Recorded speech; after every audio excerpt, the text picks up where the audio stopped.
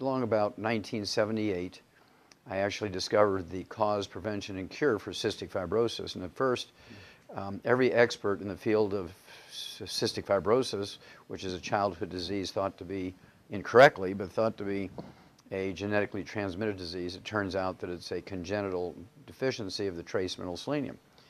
And I proved this, got experts to agree on my cases of cystic fibrosis in primates. I was working at the Yerkes Regional Primate Research Center in Atlanta, Georgia for Emory University and NASA at the time. And I'd been in the orthodox medical field for many, many years.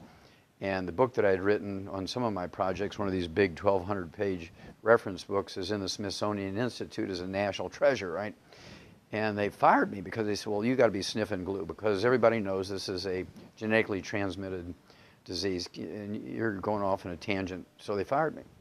And they didn't leave it go at that. I went and I actually got another job at St. Louis University as the director of their laboratory animal facilities. And NIH chased me and said, we'll defund you guys if you hire him. So they fired me again. I wasn't even unpacked, right? So I knew this was going to be a disaster. And so what turned this around nicely was 2 years ago, the National Science Foundation in their official journal came out and said one of the most useful findings, unexpected findings from basic research, where it was just serendipitous finding, was the discovery of cystic fibrosis in a monkey by a young pathologist. Well, they said with a little bracket that Emory University refused to release the name of the young pathologist, me, because they'd fired me, right? So we're in the process of getting the record corrected and so forth. And we've taken this now to muscular dystrophy. We now know the cause, prevention, and cure of muscular dystrophy.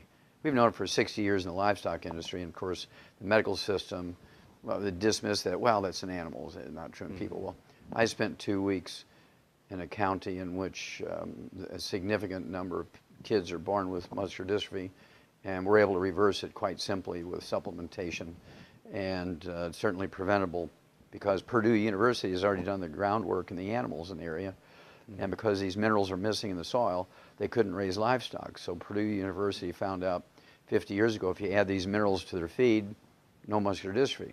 But the people living on the land there got muscular dystrophy because they didn't supplement. It's just beautiful.